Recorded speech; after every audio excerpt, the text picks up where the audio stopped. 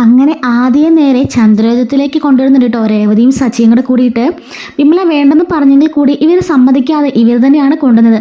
അങ്ങനെ കുറച്ച് ദിവസങ്ങൾ കഴിഞ്ഞു പോവാണ്. ചന്ദ്രയുടെ മുറുമുറുപ്പും അതുപോലെ തന്നെ നമ്മുടെ ശ്രുതിക്കാണെങ്കിൽ ഇവനുള്ളത് ഭയങ്കര ടെൻഷനാണല്ലോ. എല്ലാം കൊണ്ടും ആകെപ്പാടെ പ്രശ്നങ്ങളാണ് അവിടെ നടന്നുകൊണ്ടിരിക്കുന്നത്. എങ്കിൽ പോലും അച്ഛനെ പറഞ്ഞ് കൺവിൻസ് ചെയ്ത് നമ്മുടെ സച്ചിയും രേവതിയും ആ കുട്ടീനെ അവിടെ തന്നെ നിർത്താണ്. അങ്ങനെ കെട്ടൊക്കെ പിരിക്കാറാവുന്ന ദിവസം ആവുന്നുണ്ട് കേട്ടോ. അങ്ങനെ ഹോസ്പിറ്റലിൽ കൊണ്ടുപോയി കെട്ടൊക്കെ പിരിക്കുന്നുണ്ട്. ആ സമയത്ത് അവന് കണ്ണിന് യാതൊരു കുഴപ്പമില്ല, എല്ലാം ഓൾറൈറ്റ് ആണെന്നുള്ള കാര്യങ്ങളും പറയുന്നുണ്ട്. ശേഷം സച്ചി ആണെങ്കിൽ അവനെയും കൂട്ടിക്കൊണ്ട് നേരെ ഒരു ഐസ്ക്രീം പാർലറിലേക്ക് ഐസ്ക്രീം കഴിക്കാനായിട്ട് പോകുന്നുണ്ട്. അങ്ങനെ സച്ചിയും ആ കുട്ടിയും കൂടി ഐസ്ക്രീം കഴിച്ചുകൊണ്ടിരിക്കുന്നത് നവീൻ കാണുന്നുണ്ട്. നവീൻ ഓർക്കാണ്, അല്ല ഇത് ശ്രുതിയുടെ കൊച്ചല്ലേ, എന്തായാലും ഇന്നത്തെ ആവശ്യം നടക്കാൻ അവൾ മതി എന്ന് ഓർക്കുന്നുണ്ട് കേട്ടോ. ഈ സമയത്ത് ശ്രുതിയാണെങ്കിൽ ശ്രുതിയുടെ കൂടെ ഷോറൂമിലായിരിക്കും ഉണ്ടായിരിക്കുക. ഈ സമയത്ത് നവീൻ അവളെ വീഡിയോ കോൾ ചെയ്യുന്നുണ്ട്. ശ്രുതിയാണെങ്കിലോ ശ്രുതി കാണാതെ പെട്ടെന്ന് അവിടെ നിന്ന് മാറിപ്പോവാണ്.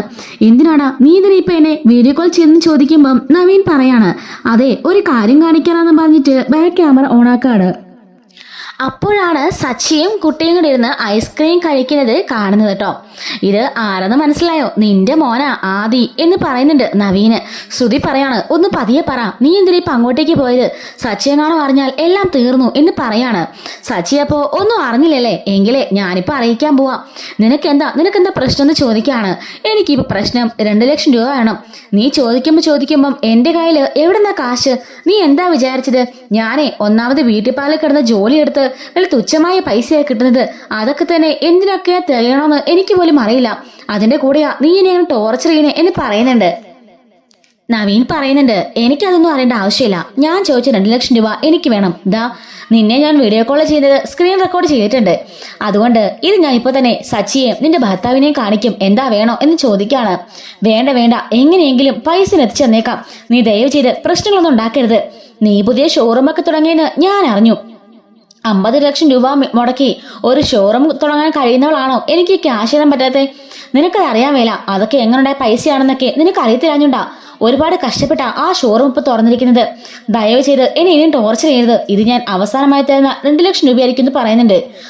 ഇന്ന് അവസാനമായിട്ട് നീ ഇത് തന്നാ മതി, ബാക്കി നാളെ എന്നും പറഞ്ഞിട്ട് അവൻ ഫോൺ കട്ടാക്കാണ്. ഇത് വലിയ ശല്യമായല്ലോ എന്നും പറഞ്ഞിട്ട് ശ്രുതി അകത്തേക്ക് ചെല്ലുന്നുണ്ട്. അങ്ങനെ അവിടെയാണെങ്കിൽ ഒരു ലോക്കറില് ശ്രുതി പൈസ മറ്റാരും കാണാതെ സൂക്ഷിച്ചിട്ടുണ്ട് കേട്ടോ. അവര് ഒരു വീക്കെൻഡിലാണ് ആ പൈസ മുഴുവനായും കൊണ്ടുപോയി ബാങ്കിൽ ഡെപ്പോസിറ്റ് ചെയ്യുന്നത്. അത് മാത്രമല്ല പല സാധനങ്ങളും ക്രെഡിറ്റിലായതുകൊണ്ട് തന്നെ ആ പൈസയിലും നേരെ ബാങ്കിലാക്കിയിട്ടാണ് അവർ ക്രെഡിറ്റിലേക്ക് ആ ഒരു ആളുകൾക്ക് പൈസ എത്തിച്ചു കൊടുക്കുന്നത്. അതിനു വേണ്ടിയിട്ട് ശ്രുതിയും അവരുടെ ലോക്കർ ക്രിയേറ്റ് ചെയ്ത് മറ്റാരും കാണാതെ അതിൽ പണം സൂക്ഷിക്കുന്നുണ്ട്. അവിടെയാണെങ്കിൽ CCTV ഉണ്ടായിരിക്കും കേട്ടോ. അങ്ങനെ ശ്രുതിക്ക് ഈ ഒരു സംഭവം അറിയാം. അവന്റെ ആ ക്യാഷ് ഡ്രോയിലറിലാണെങ്കിൽ അവൾ നോക്കുമ്പം കുറച്ച് പൈസകൾ മാത്രമേ കിടപ്പുള്ളൂ. അതുകൊണ്ട് തന്നെ അവൾ ഓർക്കാണ്, എങ്ങനെയെങ്കിലും ശ്രുതി അറിയാതെ ആ പൈസ അടിച്ചു മാറ്റണം. ഇവിടെയുള്ള ഏതെങ്കിലും സ്റ്റാഫിനെ അവൻ സംശയിക്കട്ടെ എന്ന് ഓർക്കാണ്. ഈ സമയത്തായിരിക്കും ഒട്ടും പ്രതീക്ഷിക്കാതെ രേവതി അങ്ങോട്ടേക്ക് വരുന്നത്. ശ്രുതി ചോദിക്കാണ്, നീ എന്താ ഇവിടെ എന്ന് ചോദിക്കുമ്പം എനിക്കെന്താ വരാൻ പാടില്ലേ? അല്ല, ഞാൻ ചോദിച്ചതേ ഉള്ളൂ. ഞാൻ ശ്രുതിയെ ഒന്ന് കാണാൻ വന്നാന്ന് പറഞ്ഞിട്ട് നേരെ ശ്രുതി അടുത്തേക്ക് പോകുന്നുണ്ട്. ശ്രുതി ചോദിക്കാണ്, എന്താ രേവതി നീ എന്നെ എന്താ കാണാൻ വന്നതെന്ന് ചോദിക്കുമ്പോഴേക്കും ഈ പൈസ വാങ്ങിച്ചോ എന്ന് പറയാണ്. അല്ല, ഇതെന്തിന്റെ പൈസയാ? അല്ല, അന്ന് മിക്സി മേടിച്ച സമയത്ത് ഡിസ്കൗണ്ട് ആണെന്ന് പറഞ്ഞ് എനിക്ക് 2000 രൂപ തന്നിരുന്നല്ലോ. അതിനെപ്പറ്റി ആയതല്ലോ ഇന്നലെ എന്റെ അമ്മായിമ്മയുടെ സംസാരം. അതുകൊണ്ട് ആ പൈസ ഞങ്ങൾക്ക് വേണ്ട. ഈ 2000 കൊണ്ടെന്നാലും ഞങ്ങൾ ജീവിക്കാൻ പോകുന്നില്ല. ഈ 2000 നീ തന്നെ വെച്ചോ എന്നും പറഞ്ഞിട്ട് അവളുടെ കയ്യിലേക്ക് 2000 രൂപ പിടിച്ചേപ്പിച്ചിട്ട് രേവതി അവിടുന്ന് പോകുന്നുണ്ട്. ശ്രുതിയുടെ മനസ്സിൽ അപ്പോൾ ഒരു ആശയം തോന്നാണ്, അല്ല ഇവളെ പിടിപ്പിച്ചാൽ എങ്ങനെ ഇരിക്കും? ഈ ഒരു മോഷണം നടത്തിയത് ഇവളാണെന്ന് പറഞ്ഞാലോ? എന്തായാലും ലോക്കറിന്റെ അടുത്ത് വരെ ഇവള് വന്നിട്ടുണ്ട്. ഇത് നല്ലൊരു ഐഡിയ ആണ് എന്ന് മനസ്സിൽ ഓർക്കുന്നുണ്ട്. ശേഷം അവള് CCTVയുടെ അടുത്ത് ആ ഒരു മുറിയുടെ അടുത്തേക്ക് പോയിട്ട് ഈ ഒരു CCTVയുടെ ആ ഒരു സംഭവം മാത്രം ബ്ലോക്ക് ചെയ്ത് വെക്കാണ്. നേരെ അവള് തിരികെ വരുന്നുണ്ട്. അങ്ങനെ രേവതിയുടെ കൂടെ തന്നെ ശ്രുതിയും ഇറങ്ങി പോകുന്ന പോലെ CCTV കാണാൻ വേണ്ടിയിട്ട് രേവതിയോട് സംസാരിച്ചുകൊണ്ട് വാതിൽക്ക് വരെ പോവാണ് ശ്രുതി. അങ്ങനെ രേവതി അടുത്ത് പോകുമ്പോഴേക്കും ശ്രുതി ചോദിക്കാണ്, അല്ല ശ്രുതി എന്തിനാണ് വന്നത്? അന്നത്തെ മിക്സർ 2000 തരാനാണ് പറഞ്ഞത്. പക്ഷെ എന്തെന്നറിയില്ല, അവൾ അകത്ത് കിടന്ന് ചുറ്റിക്കറങ്ങായിരുന്നു. കുറച്ചേരം അവിടെയൊക്കെ പരന്ന് നിൽക്കുന്നത് കണ്ടു. അല്ല, അവളുടെ കയ്യില് വേറൊന്നും ഇല്ലല്ലോ, പിന്നെ നീ എന്താ അങ്ങനെ സംശയം പറഞ്ഞേ? അല്ല, ഞാൻ പറഞ്ഞതേ ഉള്ളൂ എന്ന് പറഞ്ഞിട്ട് അവൾ പതിയെ പോയിട്ട് വീണ്ടും ആ ലോക്കർ തുറന്ന് ക്യാഷ് എടുത്ത് ശ്രുതി കാണാതെ ബാഗിൽ വെക്കുന്നുണ്ട്. അപ്പോഴെല്ലാം തന്നെ ആ CCTV ഓഫായിരിക്കും. നേരെ വന്ന് ശ്രുതിയോട് പറയുന്നുണ്ട്, ഞാന് എങ്കിൽ പാർലറിലേക്ക് പോവാണ്, ഇനിയിപ്പോ എന്റെ ആവശ്യമില്ലല്ലോ. ഏയ് വേണ്ട, ഇവിടെ സെയിൽസ്മാൻ ഒക്കെ ഉണ്ടല്ലോ, അത് മതി, നീ പൊയ്ക്കോളാൻ പറഞ്ഞിട്ട് അവൻ പറഞ്ഞയക്കുന്നുണ്ട് കേട്ടോ. അങ്ങനെ ശ്രുതി നേരെ കാണാൻ പോണ നവീനെയാണ്. നവീനെ ഒരു പാർക്കിൽ വെച്ച് കാണുകയും ആ ക്യാഷ് കൊടുക്കുകയും ചെയ്യുന്നുണ്ട്. അതിനുശേഷം അവള് നേരെ പാർലറിലേക്ക് പോവാണ്. അങ്ങനെ അവൾ പോകുന്ന വഴിക്കായിരിക്കും സച്ചിനെയും അതുപോലെ തന്നെ ആദിനെയും കാണുന്നത്. രേവതി നേരെ അങ്ങോട്ടേക്ക് ചെല്ലുന്നുണ്ട്. അല്ല രേവതി, നീ ഇത് എങ്ങോട്ട് പോയതാ? ഞാനേ ശ്രുതിയുടെ ഷോപ്പ് വരെ പോയതാ. എന്തിന്? നീയും ഫേഷ്യൽ ചെയ്യാൻ പോയതാണോ? അങ്ങോട്ടല്ല, ആ ഹോം അപ്ലയൻസിലേക്ക് പോയതാ. അവിടെ പോയിട്ട് ഇന്നലെ അമ്മ പറഞ്ഞല്ലോ ആ 2000 രൂപയുടെ കണക്ക്, അതും പറഞ്ഞ് കുത്തുവാക്ക് കേൾക്കേണ്ട ആവശ്യമൊന്നും നമുക്കില്ല. അവരുടെ പൈസ ഒന്നും നമുക്ക് വേണ്ട. ആ 2000 രൂപ കൊണ്ടുവന്നാലും നമ്മുടെ ബാധ്യതകളൊന്നും തീരാൻ പോകുന്നില്ല. ആ 2000 രൂപ അതുകൊണ്ട് ഞാൻ കൊടുക്കാൻ പോയതാ. എന്നിട്ട് അവരെന്ത് പറഞ്ഞു? അത് വാങ്ങിച്ചോ? പിന്നല്ലാതെ അവരത് വാങ്ങിക്കാതിരിക്കോ? പറ്റിയ 2 ടീമുകളല്ലേ, ഞാൻ കൊടുത്തിട്ടിങ്ങ് പോയിരുന്നു എന്നും പറഞ്ഞിട്ട്. അല്ല, എന്താ ആദ്യം കുട്ടി ഇറങ്ങി? ഇവനൊരു ഐസ്ക്രീം വാങ്ങിച്ചു കൊടുക്കാന്ന് കരുതി കുറെ ദിവസം കണ്ണ് അടഞ്ഞിരിക്കല്ലായിരുന്നോ? വീട്ടിൽ തന്നെ ഇരുന്ന് അവൻ ബോറടിച്ച് കാണും, അതുകൊണ്ട് ഇവനെ ഞാൻ ചുറ്റാനിറക്കിയതാണ് എന്ന് പറയുന്നുണ്ട്. എന്നാ ശരി സച്ചിയേട്ടാ, ഞാൻ പോവാ, ഒരുപാട് സ്ഥലങ്ങളിലേക്ക് പൂ കൊടുക്കാനുണ്ടെന്ന് പറഞ്ഞിട്ട് അവൾ പോകുന്നുണ്ട്. സച്ചിയാണെങ്കിലും ആദ്യം പറയാണ്, ഞാനെങ്കിൽ മോനെ കൊണ്ടേ വീട്ടിലാക്കാം, എന്നിട്ട് ഞാൻ തിരികെ വരാമെന്ന് പറഞ്ഞിട്ട് അവനെയും കൊണ്ടുപോകുന്നുണ്ട്. അങ്ങനെ പിറ്റേ ദിവസം നമ്മുടെ സുധീരെ ആ ക്യാഷൊക്കെ എടുത്തോണ്ട് പോയി നേരെ ബാങ്കിലേക്ക് കൊടുക്കേണ്ട പോയ ദിവസം വന്നിരിക്കുകയാണ്. അങ്ങനെ ശ്രുതിയും കൂടെ പോയിട്ട് അതിൽ നിന്നും ക്യാഷ് എടുക്കുന്നുണ്ട് കേട്ടോ. നോക്കുമ്പോഴേക്കും അതിനകത്ത് 2 ലക്ഷം രൂപ കുറവുണ്ട്. ശ്രുതി പറയുന്നുണ്ട്, ശ്രുതി, ഞാനിതിനകത്ത് 10 ലക്ഷം രൂപ വെച്ചതാ, പക്ഷെ ഇതിലിപ്പോ 8 ലക്ഷം രൂപയെ കാണുന്നുള്ളൂ. ഈശ്വര.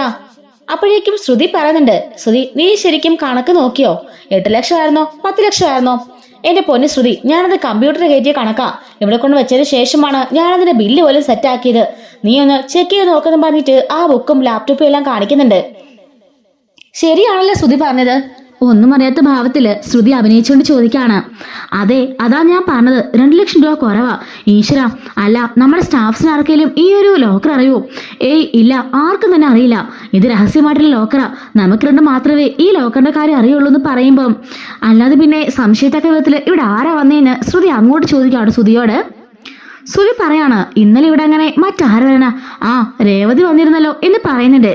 അപ്പോഴേക്ക് ശ്രുതി പറയുന്നുണ്ട്, അല്ല രേവതി വന്ന് ഇവിടെ നിൽക്കായിരുന്നു, പക്ഷെ ഞാൻ അങ്ങോട്ടേക്ക് അപ്പോഴേക്കും ഒരു കസ്റ്റമറെ കണ്ട് അങ്ങോട്ടേക്ക് പോയിരുന്നു. ആ സമയം രേവതി ഒറ്റയ്ക്കായിരുന്നു എന്നൊക്കെ ശ്രുതി വെച്ച് താങ്ങുന്നു കേട്ടോ.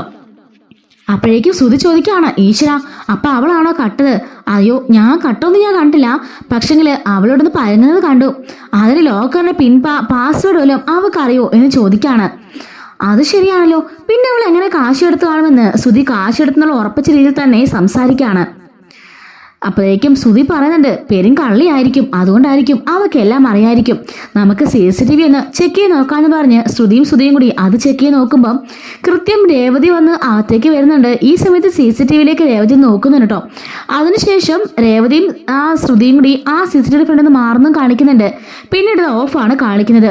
പിന്നെ അതുപോലെ തന്നെ എൻട്രൻസിലേക്കുള്ള സ്ഥലത്ത് അവിടെ ശ്രുതിയും രേവതിയും കൂടി ഒരുമിച്ച് ഇറങ്ങി പോകുന്നതും കാണിക്കുന്നുണ്ട്. അപ്പോഴേക്കും ശ്രുതി പറയാണ്, കണ്ടോ, ഞാൻ പറഞ്ഞില്ലേ, അവൾ വന്ന് ആ ക്യാമറയിൽ നോക്കിയ ശേഷമായിരിക്കും അവൾ ആ ക്യാമറ കണ്ട് ഡിസ്കണക്ട് ആക്കിയിരിക്കാം. അതിന് രേവതിക്ക് അതുവല്ല അറിയുമോയെന്ന് ശ്രുതി ചോദിക്കുമ്പം എന്തറിയാനാ, ഈ ക്യാമറയുടെയൊക്കെ ഫിറ്റിംഗ്സ് ഒക്കെ ഇപ്പം എല്ലാവർക്കും ഒരെന്ന കാര്യമല്ലേ ഉള്ളൂ, എന്തെങ്കിലും പ്ലാൻ ചെയ്തിട്ടായിരിക്കും അവളോട് വന്നിട്ടുണ്ടാവുക. അല്ല, നമുക്ക് 2 മാത്രമല്ലേ ഇതിവിടെ ഉണ്ടെന്നുള്ള സംഭവം അറിയുള്ളൂ, പിന്നെ എങ്ങനെ എന്ന് ചോദിക്കുമ്പം അല്ല, നമ്മളെ വീട്ടിൽ വെച്ച് പലതവണ ഈ ലോക്കറിന്റെ കാര്യം പറഞ്ഞിട്ടുണ്ടല്ലോ, ഒളിഞ്ഞു കേൾക്കാൻ അവൾ മിടിക്കുക, അങ്ങനെ കാണാൻ കേട്ടതായിരിക്കും, അങ്ങനെയായിരിക്കും അവൾ പാസ്വേഡ് മനസ്സിലാക്കിയത്, പഠിച്ച കള്ളിയായെന്ന് ശ്രുതി പറയുന്നുണ്ട്. അല്ല, തെളിവില്ലാതെ നമ്മൾ അങ്ങനെ പോയി ഇത് വീട്ടിൽ പറഞ്ഞാല് ആകെപ്പാടെ പ്രശ്നമാകും, സച്ചി നമ്മളെ എടുത്തു കൊടുക്കുമെന്ന് ശ്രുതി പറയുമ്പം ശ്രുതി പറയാണ്, അങ്ങനെ വിട്ടാൽ പറ്റുമോ? ഇത് ഇന്ന് തന്നെ നമുക്ക് ബാങ്കിൽ കിടക്കേണ്ട പൈസയാണ്, ഇത് ഈ സാധനമൊക്കെ തന്നവർക്ക് പൈസ അടയ്ക്കേണ്ടേ എന്ന് ചോദിക്കാണ്. എന്തായാലും നമുക്ക് നേരെ ബാങ്കിലേക്ക് പോയി ഈ 8 ലക്ഷം രൂപ ഉള്ളതുകൊണ്ട് അടച്ചിട്ട് വരാം, ബാക്കി വീട് ചെന്നിട്ട് എന്നും പറഞ്ഞ് ശ്രുതിയെയും കൂട്ടി പോകുന്നുണ്ട്. തൽക്കാലം തന്റെ മേലെ സംശയിക്കാത്തതുകൊണ്ട് തന്നെ അവളെ സമാധാനത്തോടെ അവന്റെ കൂടെ പോകുന്നുണ്ട്.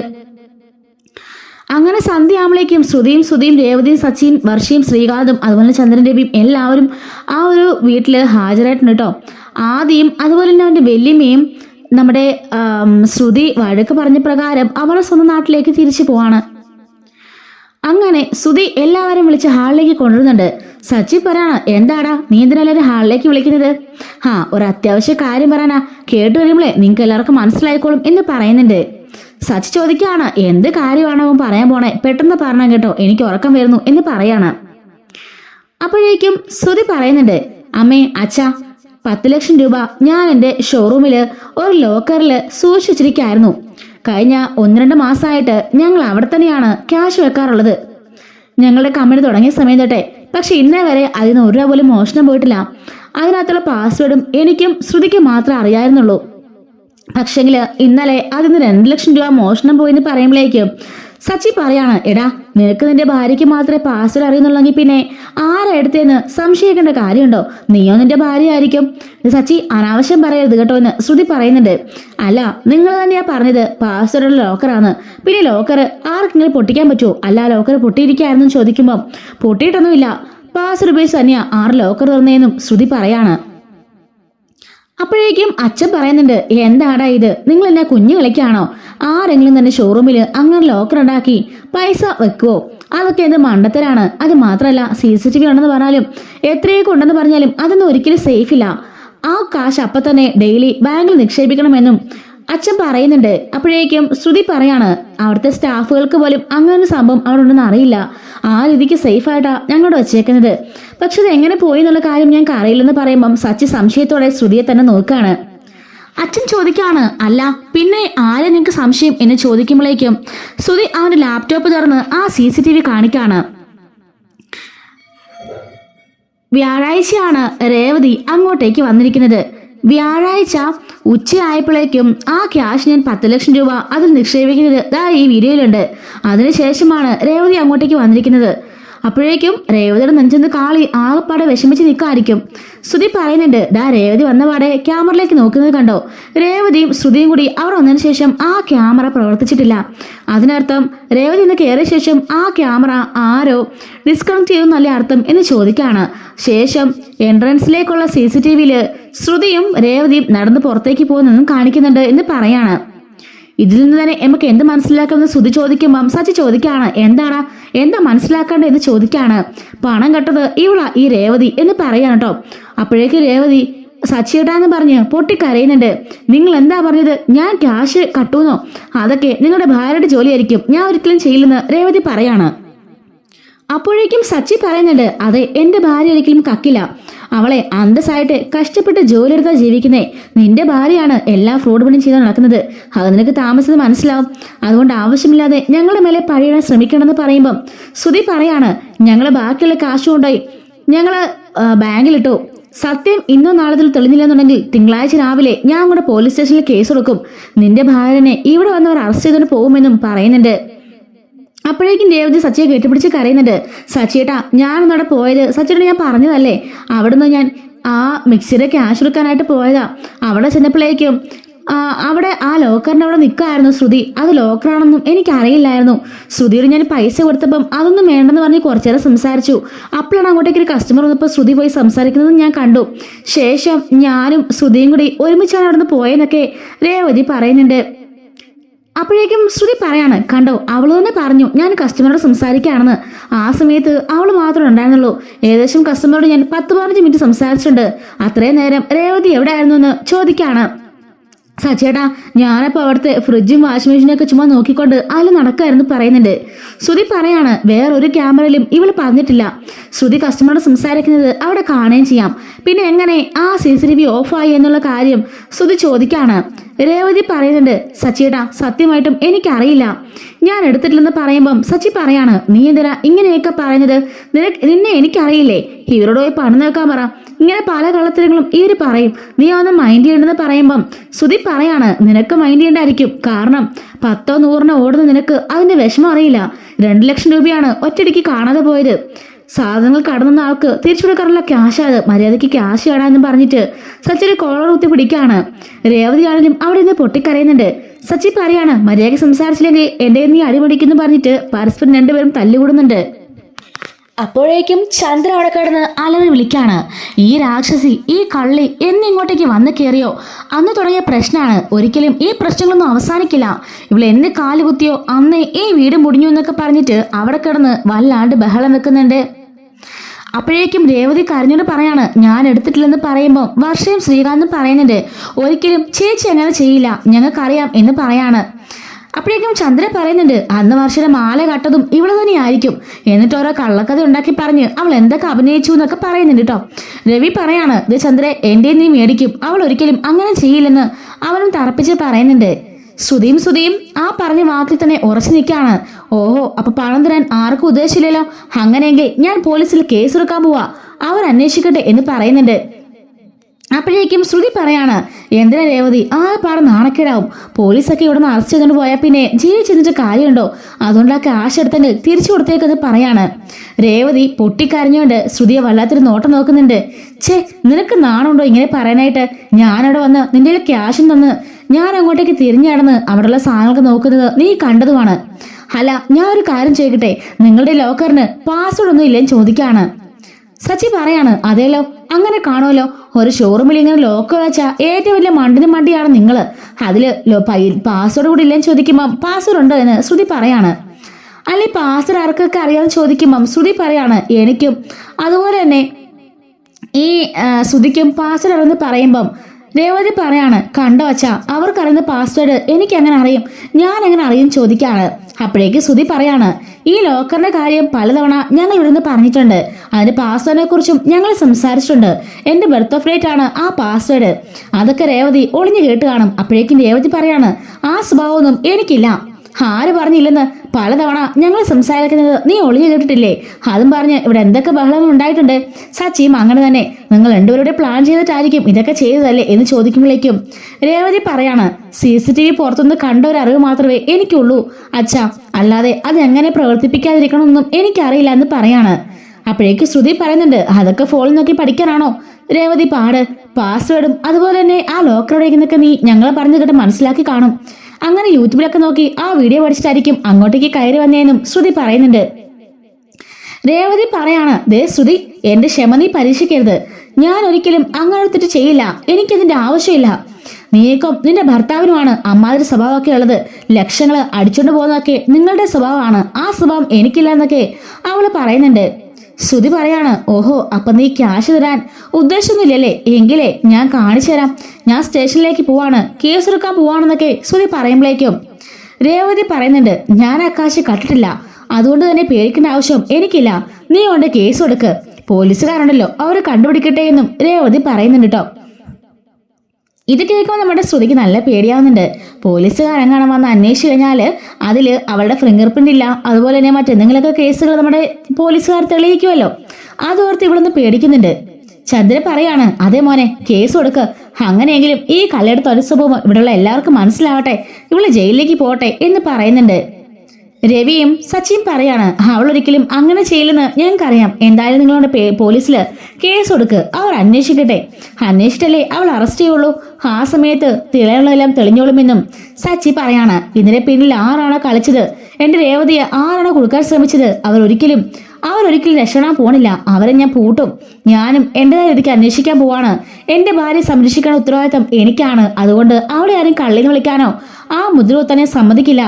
ശ്രുതിയും കരുതിയിരുന്നോ? ആറാണോ ക്യാഷ് അടിച്ച് മാറ്റിയത്, അവരിവിടെ തന്നെ ഒന്ന് പറയുന്നു പറഞ്ഞിട്ട് സച്ചി അവിടുന്ന് രേവതിയും കൂട്ടി മുകളിലേക്ക് പോവാണ്. അതുപോലെ തന്നെ നമ്മുടെ സച്ചി ഈ ഒരു കേസ് തെളിയിക്കുന്ന ഒരു രംഗമുണ്ട് കേട്ടോ. അത് വളരെ ഇൻട്രസ്റ്റിംഗ് ആണ്. ശ്രുതിയാണെന്നുള്ളത് നമ്മുടെ സച്ചി തെളിയിക്കുന്നുണ്ട്. അത് എങ്ങനെയാണെന്നുള്ളത് അടുത്ത വീഡിയോയിൽ ചർച്ച ചെയ്യാം.